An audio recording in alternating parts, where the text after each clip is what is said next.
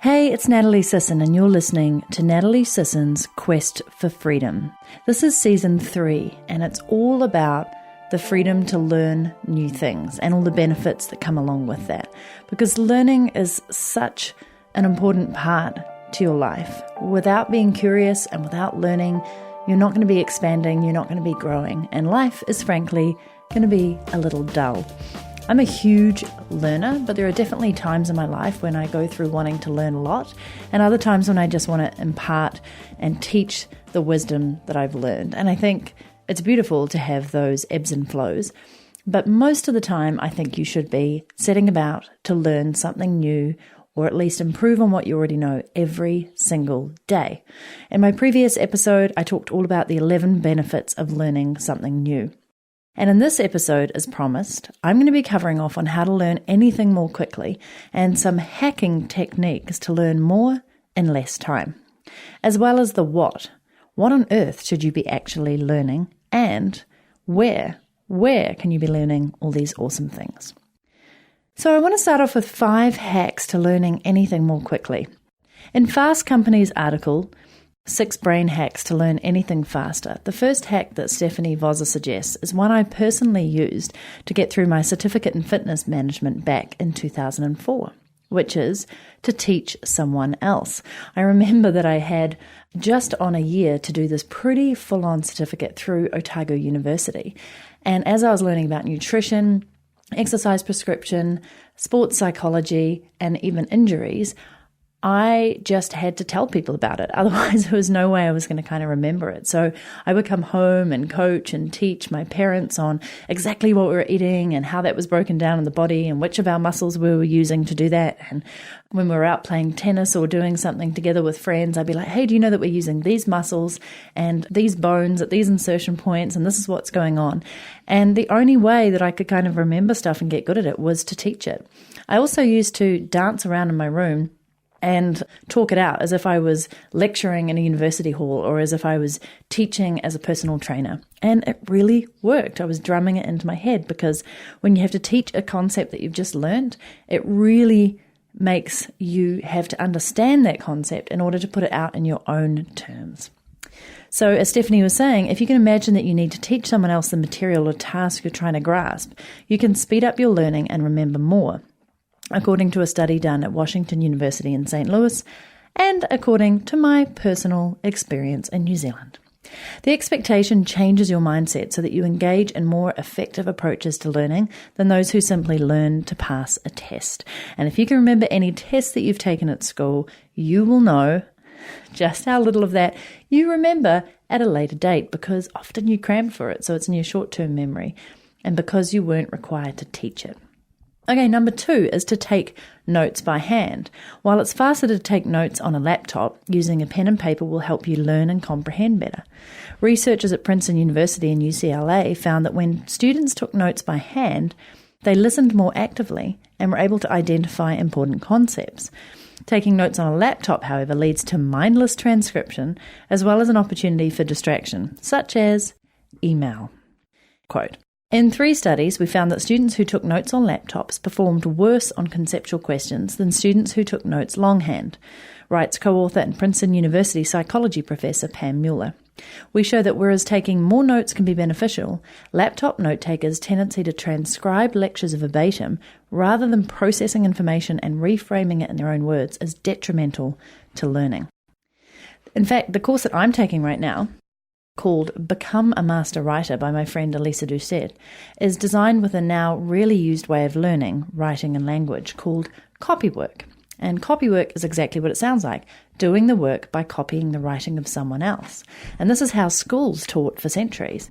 So I'm getting daily assignments where I have to actually transcribe in longhand an essay of up to 2,500 words. And the first couple of times I was doing it in my hand was actually cramping up. But that is what copywork is, and that is how you understand and really see and learn from the way in which these master writers have actually written out their prose or their essays or their articles, their books. Okay, number 3 is use the power of mental spacing.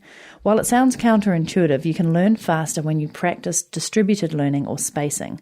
Learning is like watering a lawn. You can water a lawn once a week for 90 minutes or 3 times a week for 30 minutes. Spacing out the watering during the week will actually keep the lawn greener over time. Little tip if you have a big lawn like we do. To retain material, the author Benedict Carey said it's best to review the information you've learned 1 to 2 days after first studying it. And I quote, "One theory is that the brain actually pays less attention during short learning intervals, so repeating the information over a longer interval, say a few days or a week later, rather than in rapid succession, sends a stronger signal to the brain that it needs to retain the information." Pretty good tip, huh? Just before we dive into the next hack, I'd like to say a special shout out to our sponsor, FreshBooks. The working world has changed. With the growth of the internet, there's never been more opportunities for the self-employed. To meet this need, FreshBooks is excited to announce the launch of an all-new version of their cloud accounting software. And it's sexy. It's been redesigned from the ground up and custom built for exactly the way you work. Get ready for the simplest way to be more productive, organized, and most importantly, get paid quickly. The all-new FreshBooks is not only ridiculously easy to use, it's also packed full of powerful features. Here are just a few of the ones Jessica Broom, entrepreneur and FreshBook customer, loves the most. I do all my expenses in there. I use the app on my phone, and I have a little ritual. Like every time I get on a plane, while I'm waiting for the plane to take off, I will do all my expenses from that day with all my receipts from the airport or whatever. I like that I'm able to do expenses in all different currencies and instantly on my phone. So I never have that get back from a trip and have, 7 days of receipts build up. I think the time tracking is great. Sometimes, rarely, but occasionally I will bill hourly, and I like being able to just track my time to the minute and then have it convert right into an invoice. That's super cool. Yeah, I really love that. So your clients always know you're being truly legit with what you've done. Truly honest. Yeah. Go to freshbooks.com/quest and check out their full list of amazing features. Then sign up and save yourself time and money today. Just enter Quest for Freedom where it says, "How did you hear about us?" I'd really appreciate it, and so would they. In Lifehack's article, 8 Ways to Train Your Brain to Learn Faster and Remember More, author Maria Bralacki suggests to do something different repeatedly. So that's the 4th hack. By actually doing something new over and over again, she says, your brain wires new pathways that help you to do this new thing better and faster. Say you're a procrastinator. The more you don't procrastinate, the more you teach your brain not to wait for the last minute to make things happen. Now you might be thinking, duh, if only not procrastinating could be that easy. Well, it can be.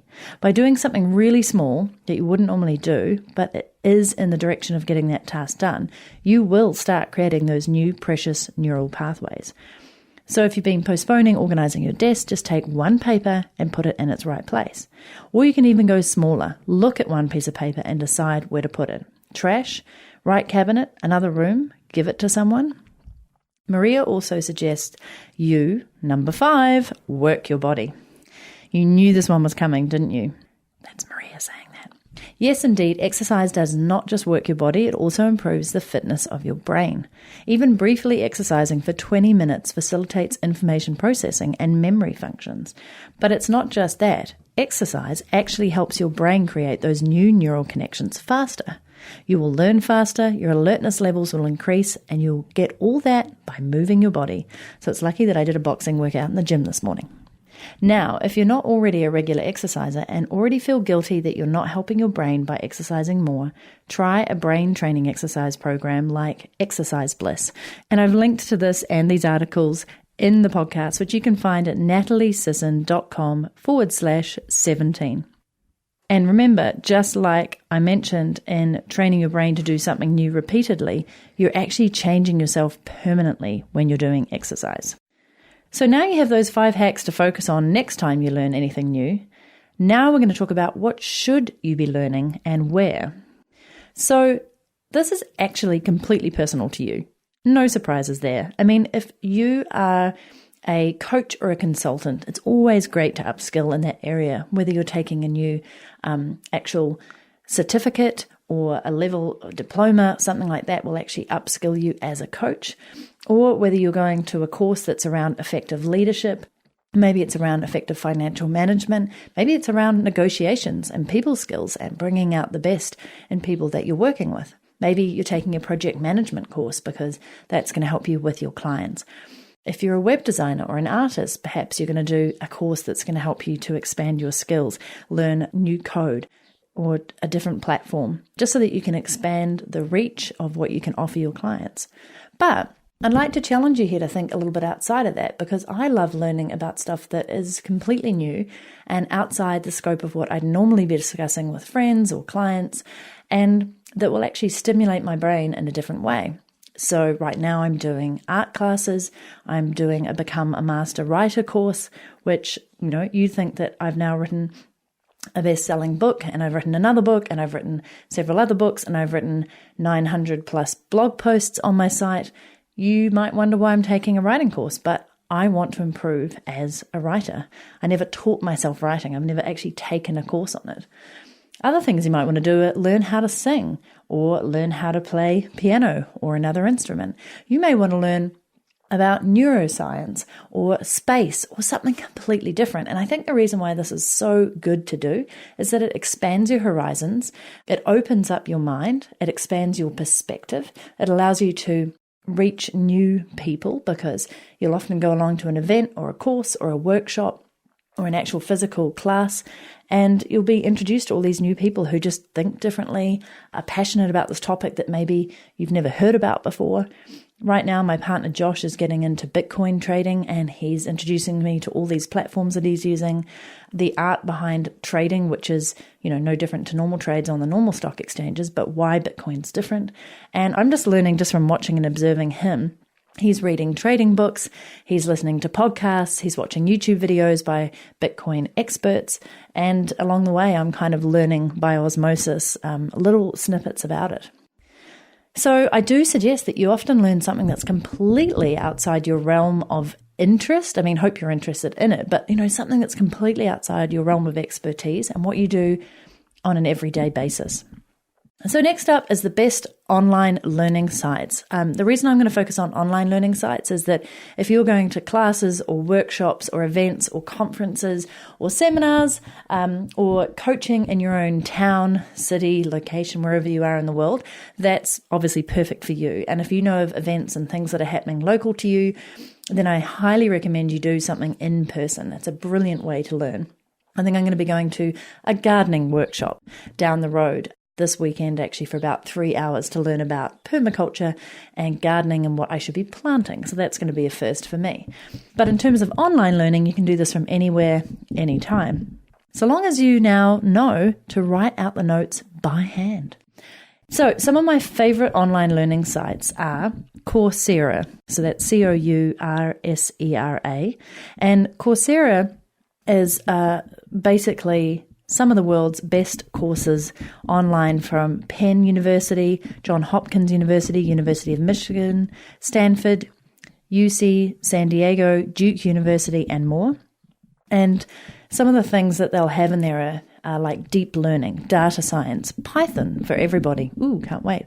Excel to MySQL, analytics techniques for businesses. And you can actually go to Coursera. Many of these are free. And so you're learning from the top universities around the world, a little bit of a US focus and bias, but you're learning from some of the top universities, often for free. There's courses on machine learning, neural networks and deep learning.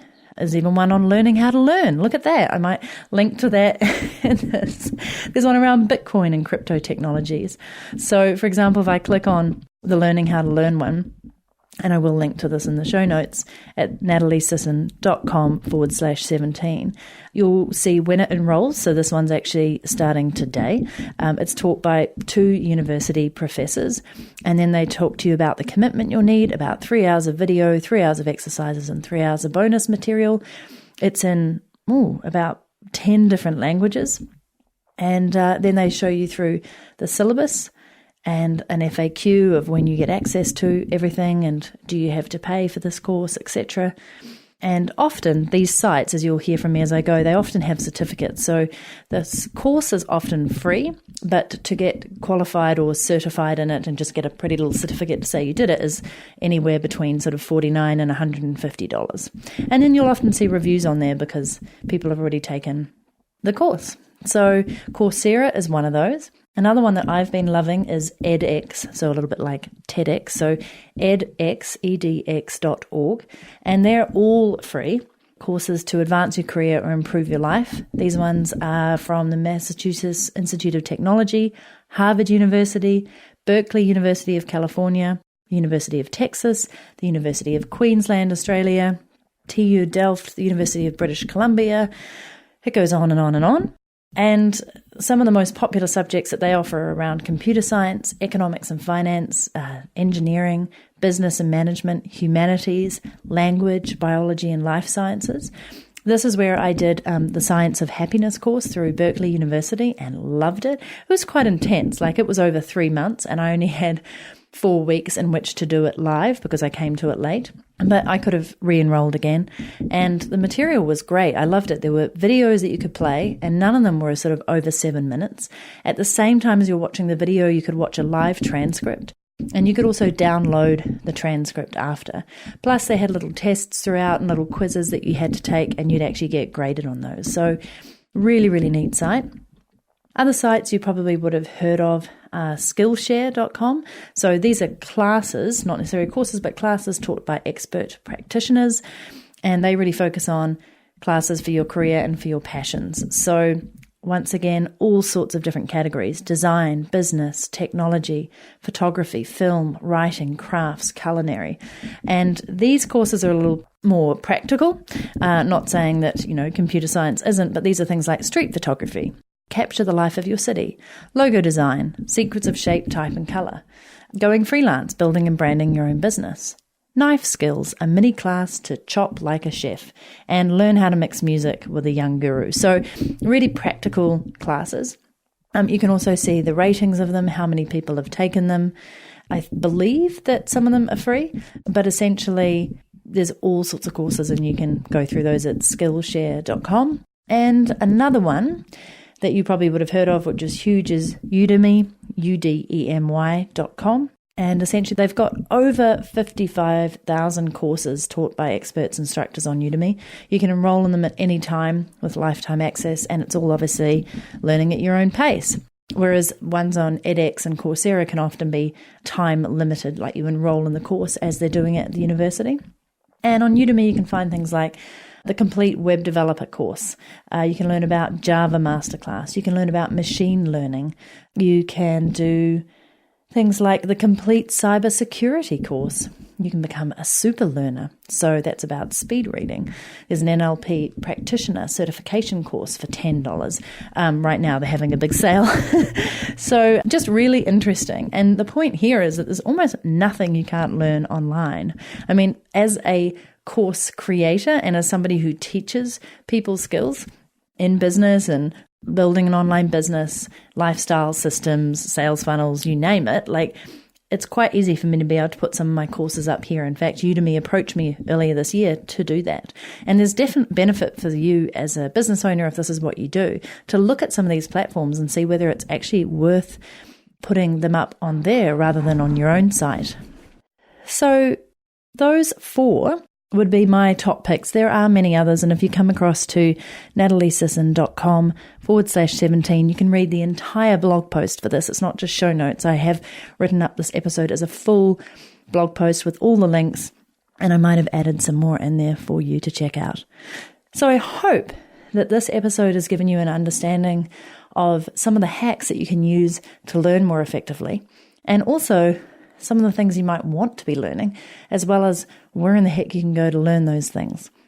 And as a little shout out before we finish off, I would love to say if you'd like to learn more about creating freedom in business and adventure in life, the 3rd edition of my book, The Suitcase Entrepreneur, is out. It's so exciting. It went live this week. So at the time of recording this episode, it is available in Amazon, iTunes, Google Play, Barnes & Noble, BAM Books A Million, and a couple of other bookshops. For the first time, it's available in bookshops in North America. So if you go to suitcaseentrepreneur.com/book, full details are there. I have a little contest going on right now. All details are on that page. So I'd love for you to go and check it out.